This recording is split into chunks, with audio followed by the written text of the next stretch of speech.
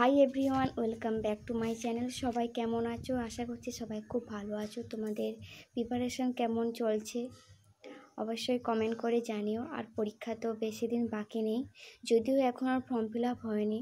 সবাই বলছে নাকি পরীক্ষা পেছোতে পারে, দেখা যাক কি হয়। এই মাসের শেষের দিকে ফর্ম ফিল আপ শুরু হতে পারে সবাই বলছে, জানি না কবে শুরু হবে। তো দেখো, আজকে 7 ডে চ্যালেঞ্জের আজকে 7 ডে 7। তো প্রথমে আগে সারাদিন কী পড়বো তার জন্য একটা টু ডু লিস্ট বানিয়ে নিলাম। তো পড়ার আগে এই লিস্টটা বানানো অত্যন্ত জরুরি, কারণ তাহলে বুঝতে পারবে যে কোনটা পড়া হলো না পড়া হলো আর কত দূর পড়া হলো। তোমরা টু ডু লিস্টটা দেখে নাও। আর তারপর আজকে প্রথম ধরলাম ইংলিশ গ্রামার, ইংলিশ সিনোনিম আজকে ধরলাম।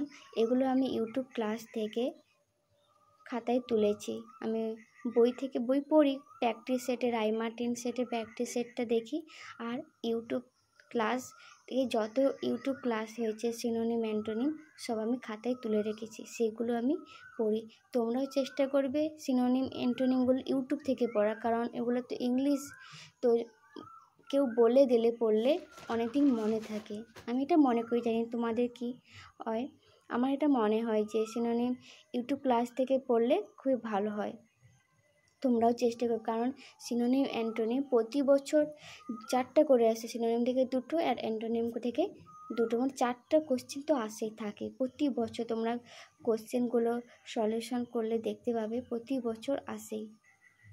আর সিনোনিম অ্যান্টোনিম কিন্তু অনেক কঠিন লাগে, কিন্তু বারবার পড়ে কোনটা কোথা থেকে দিয়ে দেবে জানা মুশকিল। তোমরা চেষ্টা করবে বারবার ধরে পড়া, আমিও চেষ্টা করছি বারবার ধরে পড়ার। তারপরে আমার ইংলিশটা পড়া কমপ্লিট হয়ে গেল। এখন ধরলাম ক্লাস 10-এ লাইফ সায়েন্সের অভিব্যক্তি টপিক থেকে। আমার আগে অভিব্যক্তি অভিযোজন টপিক থেকে আমার আগের টপিকগুলো প্রায় পড়া হয়ে গেছে।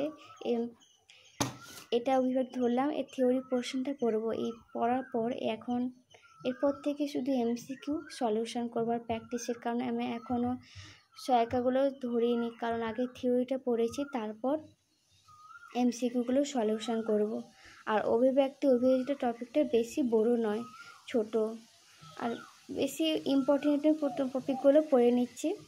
তো আগে একবার থিওরি পড়া হয়েছে, তারপরে আবার একটু পড়ে নিলাম মেন টপিক থেকে। তোমাদের লাইফ সায়েন্স আর ফিজিক্যাল সায়েন্স কেমন পড়া হয়েছে অবশ্যই আমাকে জানিও। আর তোমরা আমাকে আগের ব্লগে কমেন্ট যারা করেছিল তাদের আজকে রিপ্লাই দেব।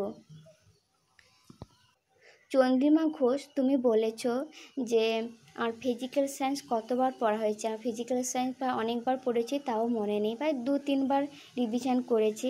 আর তুমি বলেছো যে কোন ইয়ারে হায়ার সেকেন্ডারি দিয়েছি। আমি আগের ব্লগে বলেছিলাম যে অনেক আগে দিয়েছি, এবং এই কোশ্চেনটা আমি কোশ্চেন অ্যান্সার যখন ভিডিও নিয়ে আসবো তখন তোমাদের শেয়ার করব।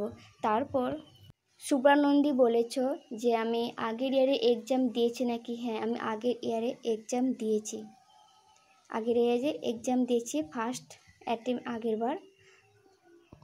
তারপর রিমি বিশ্বাস বলেছ আমি কখন ঘুম থেকে উঠি। আমি 6টার দিকে উঠি, কখনো 6:30 বেজে যায়। আর কত আর পড়ি ঠিক নেই, সকালে হয়তো 2-3 ঘন্টা পড়লাম, বিকালে 2 ঘন্টা, হয়তো রাত্রে 2 ঘন্টা, এভাবেই পড়ি। তারপর শুভ্রানন্দী বলেছ আমি এএনএম না জিএনএম করতে চাই। আমি এএনএম করতে চাই। তোমাদের অনেক ধন্যবাদ কমেন্ট করার জন্য। আর ভালো লাগলো কমেন্টগুলো দেখে। আর যাদের কমেন্ট করার ইচ্ছা অবশ্যই করবে, কোনো কোশ্চেন থাকলে অবশ্যই বলবে, আমি বলে দেব। কারণ ভালো লাগে কোনো কমেন্ট করলে, তাহলে তোমাদের সাথে আরও ভালোভাবে পরিচিত হয়ে যায় যে কে কিন্তু জানতে চাইছে। তোমাদের যা কোশ্চেন আছে বলবে, আমি রিপ্লাই দেব। তারপর দেখো, সকালে ব্রেকফাস্ট করে নিলাম ঘুগনি মুড়ি, তারপর আবার পড়তে চলে এলাম। এখন পড়ব ম্যাথ, ক্লাস 10-এ আয়তঘন ম্যাথটা পড়ব। তো পড়ার আগে সূত্রগুলো ভালো করে দেখে নিলাম, কারণ পরিমিতিতে আগে সূত্রগুলো যদি ভালো করে জানা থাকে দেখবে গণিত অনেকটাই সহজ। একটু বুঝতে পারলেই সূত্র অ্যাপ্লাই করলেই গণিতটা হয়ে যাবে। তো আয়তঘন আগে করেছি, তো আজকে আরেকবার প্র্যাকটিস করব। আয়তঘন যে সূত্রগুলো খুবই একটু কঠিন হয়, কিন্তু গণিতগুলো দেখবে খুব সহজ। আর আয়তঘন যে এমসিকিউগুলো এগুলো বেশি বেশি ইম্পর্টেন্ট। তোমরা চেষ্টা করবে এই এমসিকিউগুলো ভালো করে করার, কারণ পরিমিতি থেকে প্রতি বছর তো কোশ্চেন আসে। আয়তঘন বা গোলক, লম্ববৃত্তাকার, শঙ্কু, চোঙ এগুলো ভালো করে তোমরা পড়বে। যাদের সুবিধা সে বই আছে দেখবে তারাও চেষ্টা করবে, যাদের ক্লাস 9-10 বই আছে তারাও চেষ্টা করবে করার।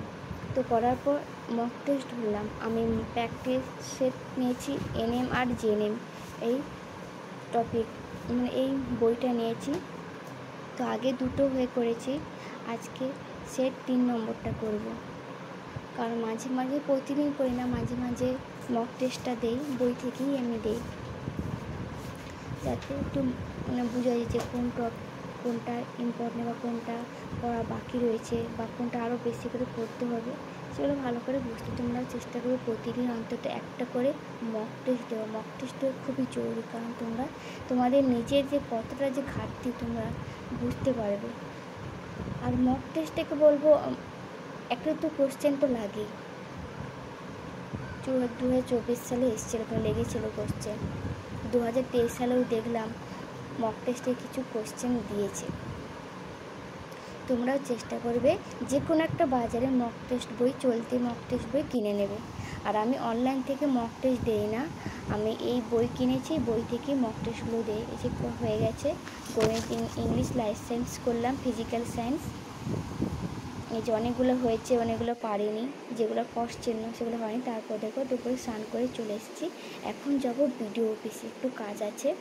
তো দুপুরে লাঞ্চ করে নিলাম, ভাত, সঙ্গে আছে উচ্ছে ভাজা, ভেন্ডি ভাজা, শাকটি চচ্চড়ি, আলু পুইরাটা মাছ দিয়ে ঝোল, আর মাছের ডিম কুমড়ো দিয়ে চাটনি হয়েছে। লাঞ্চের মেনুগুলো কেমন অবশ্যই কমেন্ট করে জানিও। তো রেডি হয়ে চলে এসেছি, তো স্ট্যান্ডে দাঁড়িয়েছি বাস ধরার জন্য, আর ভিডিও অফিসেও চলে এসেছি।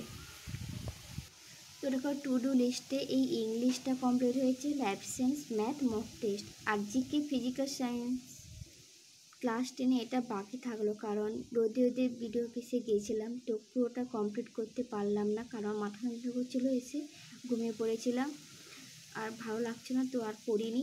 তো ভিডিওটা এখন এই পর্যন্তই, দেখা হচ্ছে নেক্সট কোনো নতুন স্টাডি ব্লগের সঙ্গে। তো ভিডিওটি কেমন লাগলো অবশ্যই কমেন্ট করে জানিও, আর যারা চ্যানেলটিকে সাবস্ক্রাইব করনি প্লিজ চ্যানেলটিকে সাবস্ক্রাইব করে দিও, আর অবশ্যই তোমরা কমেন্ট করো, আর কেমন লাগছে অবশ্যই কমেন্ট করে জানিও, আর ভালো লাগলে ভিডিওটিকে লাইক করো এবং শেয়ার করে দাও, আর যারা চ্যানেলটিকে সাবস্ক্রাইব করনি প্লিজ চ্যানেলটিকে সাবস্ক্রাইব করে দিও। ধন্যবাদ সবাইকে।